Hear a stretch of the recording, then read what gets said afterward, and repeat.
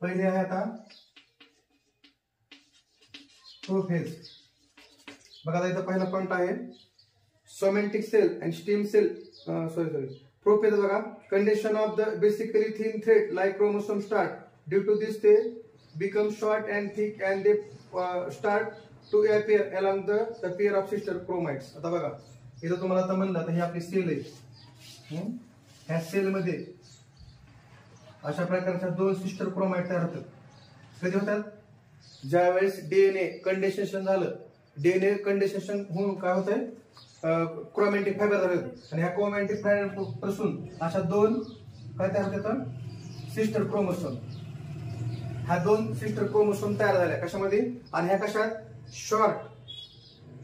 Short thick and they start appear along the pair of sister chromatid. म्हणजे तुम्हाला आता हे पेअर मध्ये दिसतात तर ह्याला म्हणतात सिस्टर क्रोमाइट. म्हणजे ज्यावेळेस डीएनए आता आपण बघितलं की ज्यावेळेस डीएनए कंडेन्सेशन झालं ज्यापासून फायबर क्रोमॅटिक फायबर तयार झाले आणि ह्या क्रोमॅटिक फायबर पासून काय झाल्या दोन सिस्टर क्रोमाइट तयार झाले समजते.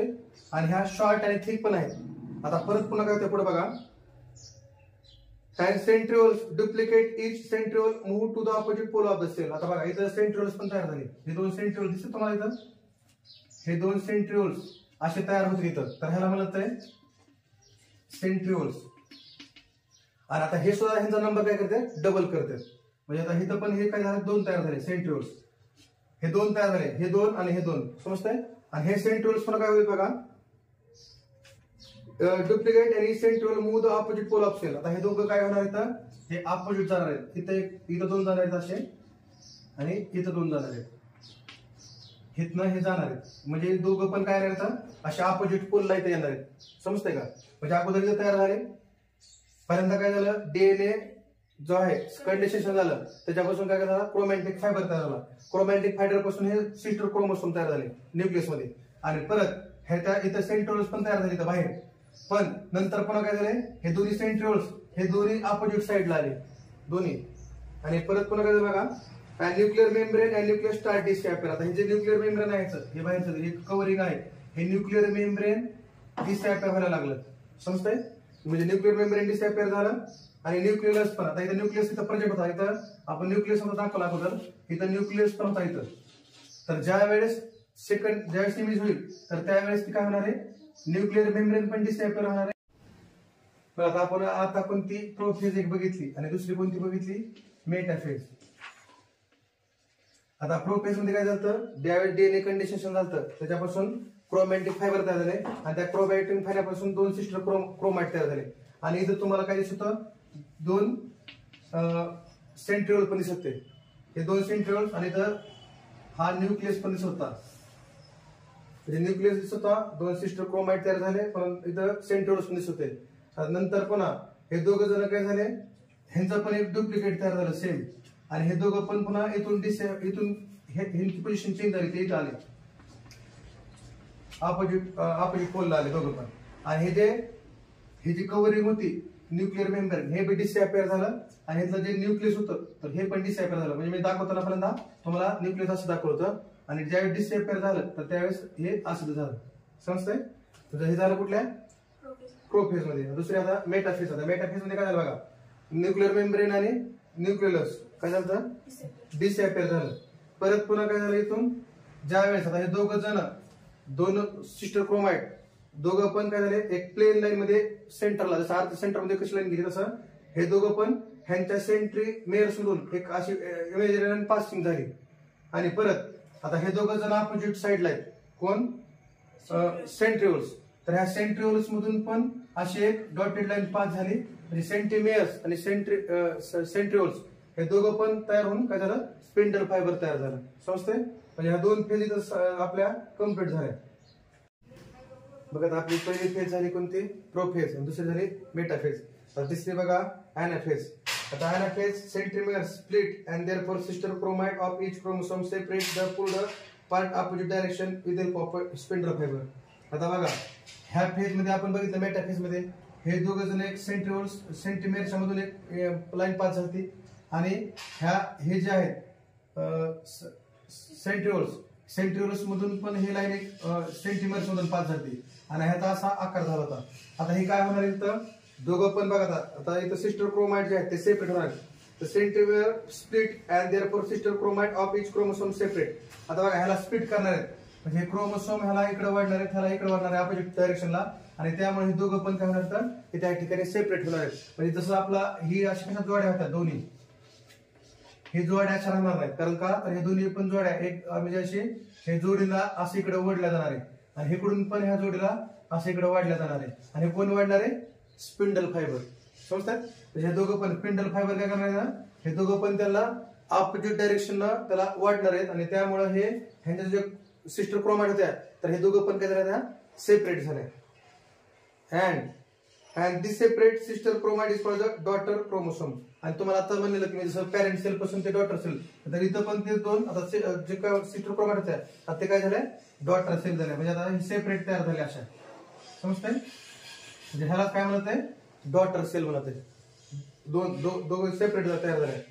And chromosome being pulled appear bunch of banana and each set of chromosome reach opposite pole of the cell. आणि हे दोघं पण काय झालं ऑपोजिट डायरेक्शनला जाणार ह्या ठिकाणी. समजतंय? आणि ह्या ठिकाणी काय तयार झालं आणि कोणाच्या मार्फत झालं? स्पिंडल फायबरच्या. स्पिंडल फायबर ह्याला काय करणार आहे? ऑपोजिट डायरेक्शनला खेचणार आहे आणि ह्यांचा जो आकार आहे तुम्हाला क्रोमोसोमचा एक बंचला एक बनाना सारखा दिसणार आहे तुम्हाला. एक बनाचा बंच कसा आहे तसं तुम्हाला ह्याचा अॅनाफिस मध्ये आकार दिसणार आहे. समजतंय? तर हे झालं कोणती? अॅनाफेज. आता तिसरी आहे आपली बघा telophase.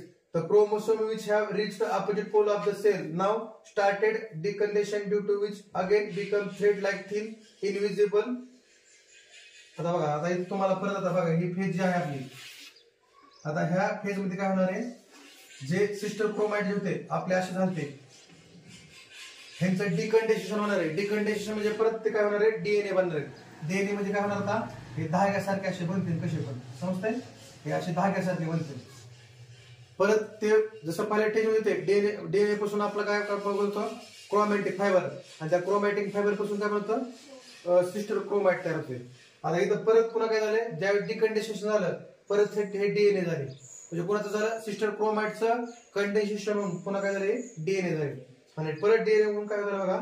And nuclear membrane is formed around each set of chromosome reach the pole. आता बघा ह्या ठिकाणी न्यूक्लिअर मेम्ब्रेन पण तुम्हाला अॅपियर झालं. जे पहिल्या दोन फेज मध्ये डिसअॅपियर झालं. कोणत्या फेज मध्ये? मेटाफेज आणि अॅनाफेज मध्ये. तर ह्या थर्ड फेज मध्ये परत हे काय व्हायला दिसायला लागलं तुम्हाला. आणि परत and set chromosome reach the pole this two daughter nuclei are formed cell and nucleus also appear in the daughter nuclei and spindle fiber completely disappear. आता हे जे स्पिंडल फायबर तयार झालं आपलं अशा प्रकारचं हे स्पिंडल फायबर जे होतं ते डिसअॅपियर झालं आणि हे काय झालं परत आपलं सेंट्रल असं इथं तयार झालंय. परत इथं न्यूक्लियस जे होतं आपलं. समजतंय? तर हे न्यूक्लियस पण ह्या ठिकाणी असं दिसायला लागलं आणि सेल मेम्ब्रेन पण काय दिसायला लागली? ह्या फेज मध्ये दिसायला लागली. म्हणजे न्यूक्लिअर मेम्ब्रेन दिसायला लागलं, त्याच्यानंतर पुन्हा काय दिसायला लागलं? न्यूक्लियस दिसायला लागलं. कधी? ज्या वेळेस त्या क्रोमोसोमचं डिकंडेन्सेशन झालं आणि परत हे धाग्यासारखं झालं. परत न्यूक्लिअर मेम्ब्रेन दिसायला लागलं, परत न्यूक्लियस दिसायला लागलं आणि परत इथं सेंट्रिओल त्यांच्या हाय त्या पोझिशनला आले. आणि इन दिस काय बघा today we are learn the new topic. कोणता? की cell division. Cell division is very important for the growth, development and repair the cell. And there are the two types.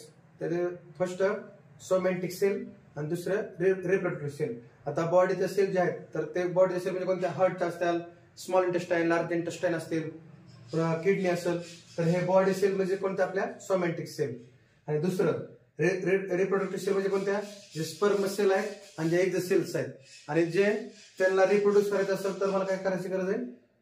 Reproduce करायचं असेल तर त्यांना म्हणजे त्यांना जे कशामध्ये प्रेझेंट आहेत? रिप्रोडक्टिव्ह ऑर्गन्स मध्ये प्रेझेंट आहेत. तर ह्या दोन आणि त्याच्यामध्ये मायटोसिस आणि मियोसिस अशा सेल डिव्हिजनचे दोन पार्ट पडले. पहिलं होतं मायटोसिस आणि दुसरं होतं मियोसिस. मायटोसिस सोमॅटिक सेल आणि ज्याला त्याच्या दोन टाइप्स होत्या कायनेसिस आणि दुसरं होतं सायटोकायनेसिस. आणि कायनेसिस कुठे होतं? न्यूक्लिअर डिव्हिजन मध्ये. आणि सायटोकायनेसिस मध्ये सायटोप्लाझ्मिक डिव्हिजन मध्ये होतं. परत पुन्हा आपण बघितलं की किती ज्या वेळेस मला सेलचं जर स्टडी करायचं असेल तर त्यासाठी अगोदर त्याचे आर्म तुम्हाला सेंट्रिमियर्स काय सेंट्रिओल्स काय ते बघितलं आपण. परत पुन्हा प्रत्येक सेंट्रिमियर्स काय करताय त्याचं डुप्लिकेट तयार करताय आणि त्याच्यापासून काय तयार करतं सिस्टर क्रोमाइट तयार करतात. आणि त्या सिस्टर क्रोमाइट पासून आपण पुन्हा काय करू शकतो. आता बघा इथं पुन्हा तुम्हाला दाखवलंय की त्याच्यानंतर कायरोकायनेसिसच्या 4 टेस्ट मध्ये त्याचं डिवायडेशन झालंय. एक फर्स्ट होती कोणती प्रोफेज, दुसरी होती मेटाफेज, तिसरी होती अॅनाफेज आणि चौथी होती टेलिफेज. आता पहिल्यांदा पहिली फेज काय बघितली आपण प्रोफेज. प्रोफेज मध्ये काय होतं की तुम्हाला ह्या ठिकाणी न्यूक्लियस मध्ये डीएनए कंडेन्सेशन होऊन क्रोमॅटिक फायबर तयार झाले आणि त्या क्रोमॅटिक फायबर पासून अशा 2 सिस्टर क्रोमाइट तयार झाल्या. म्हणजे 2 अशा प्रकारच्या सिस्टर क्रोमाइट तयार झाल्या सेम टू सेम. आणि परत ह्या सिस्टर क्रोमाइट तयार झाल्या आणि त्याच्यानंतर पुन्हा जे सेंट्रिओल्स होते तर ते सेंट्रिओल्सचं पण काय झालं डुप्लिकेट झालं आणि हे दोघं जण काय झाले ऑपोजिट साइडला आले. आणि न्यूक्लिअर मेम्ब्रेन डिसअपियर झालं आणि न्यूक्लियस हे पण डिसअपियर झालं. तर हे झाली फर्स्ट फेज अॅनाफेज. दुसऱ्या फेज मध्ये काय झालं, दुसऱ्या फेज मध्ये मेटाफेज मध्ये न्यूक्लिअर मेम्ब्रेन डिसअपियर आहे, न्यूक्लियस डिसअपियर आहे. परत ह्या ठिकाणून काय झालं की एक प्लेन लाईन सेंट्रिमरच्या मधून पास झाली आणि हे दोघं सिस्टर क्रोमाइट जे आहेत दोघं पण एका सरळ रेषेमध्ये आले आणि सेंट्रिमरच्या मधून एक प्लेन लाईन गेली त्याच्यामध्ये. आणि इथं आता हे दोघं जण ऑपोजिट साइडला आले सेंट्रिओल्स. तर ह्या सेंट्रिओल्स मधून आणि हे इथून पण एक सेंटीमियर्स मधून यांची एक लाईन गेली आणि एक आकार तयार झाला त्याला आपण म्हणतो स्पिंडल फायबर तयार झालं. समजतंय. तर हे स्पिंडल फायबर या ठिकाणी मेटाफेज मध्ये तयार झालं. परत तिसरी फेज होती आपली अॅनाफेज. अॅनाफेज मध्ये काय झालं आता दोन्ही आता ह्या फेज मध्ये आलो आपण अॅनाफेज मध्ये. अॅनाफेज मध्ये काय झालं होतं की प्लेन मेटाफेज मध्ये एक प्लेन लाईन मधून पास झाली सिस्टर क्रोमाइटच्या सेंट्रिमियर्स मधून आणि इथले सेंट्रिओल्स मधून पण त्यांच्या क्रोमोसोम मधून पण हे एक लाईन पास झाली होती आणि त्याला स्पिंडल फायबर्स म्हणतात. आता हे स्पिंडल फायबर्स काय करणार आहेत ह्या सिस्टर क्रोमाइटला दोघांना ऑपोजिट डायरेक्शनला खेचणार आहेत आणि खेचल्यानंतर हे दोघं पण सिस्टर क्रोमाइट वेगळे होणार आहेत आणि त्यांचं रूपांतर कशामध्ये होणार आहे डॉटर सेल मध्ये होणार आहे. समजतंय. तर आणि जसं तुम्हाला एक बंच ऑफ बनाना कसा आहे तसं त्याचा आकार तुम्हाला क्रोमोसोमचा आकार दिसेल ह्या ठिकाणी कोणत्या फेज मध्ये अॅनाफेज मध्ये. आणि लास्ट आहे की टेलिफेज. टेलिफेज मध्ये काय झालं की डॉटर सेल तयार होत्या. त्या डॉटर सेल पासून परत त्यांचं डिकंडेन्सेशन होईल आणि डिकंडेन्सेशन पासून असं एक धाग्याचं जसं ते डीएनए पासून कसं आधी क्रोमोसोम तयार होते परत तो काय होणार आहे धागा बनणार आहे. म्हणजे त्या डॉटर सेल पासून परत ते काय बनणार आहे तर हे होऊन बसते डीएनए बनून होऊन बसते परत मग धाग्यासारखे. आणि परत पुन्हा काय होणार आहे ह्या ठिकाणी जे न्यूक्लिअर मेम्ब्रेन सेकंड आणि थर्ड स्टेज मध्ये गेलं होतं तर ह्या ठिकाणी न्यूक्लिअर मेम्ब्रेन जे आहे न्यूक्लियसच्या बाहेरचं तर ते अपियर व्हायला चालू होईल. सेकंड आणि थर्ड पेज मध्ये डिसअपियर झालं तर न्यूक्लिअर मेम्ब्रेन परत ह्या ठिकाणी यायला चालू होईल आणि ह्या ठिकाणी तुम्हाला हे सुद्धा दिसणार आहे कोण न्यूक्लियस. समजा न्यूक्लियस पण आलं न्यूक्लिअर मेम्ब्रेन आलं आणि जे त्यांचे सेंट्रिओल्स होते तर त्यांच्या ऍज इट इज पोझिशनला पाहायला येते. आणि ह्या ठिकाणी परत आपली कोणती स्टेप्स थांबल टेलिफेज थांबते आणि कायरोकायनेसिस स्टॉप होते आणि परत पुन्हा सायटोकायनेसिस म्हणजे सायटोप्लाझमिक डिव्हिजन मध्ये पुन्हा परत चालू होते. तर ह्या ठिकाणी आपलं आजचा लेक्चर हा पूर्ण बघितला. सेल डिव्हिजन का इम्पॉर्टंट आहे की सेल डिव्हिजन होणं काय इम्पॉर्टन्स आहे त्याची ग्रोथ त्याची डेव्हलपमेंट आणि रिपेअर होण्यासाठी. आता नेक्स्ट लेक्चरला आपण काय जे राहिलेले आहे सायटोकायनेसिस आणि परत मियोसिस आणि ह्या दोघांचा काय डिफरन्स आहे कारण हे परीक्षेला मोस्टली टाइम तुम्हाला मायटोसिस आणि मियोसिस हे भरपूर वेळा परीक्षेला पडलेले डिफरन्स. तर हे नेक्स्ट लेक्चरला आपण बघूया.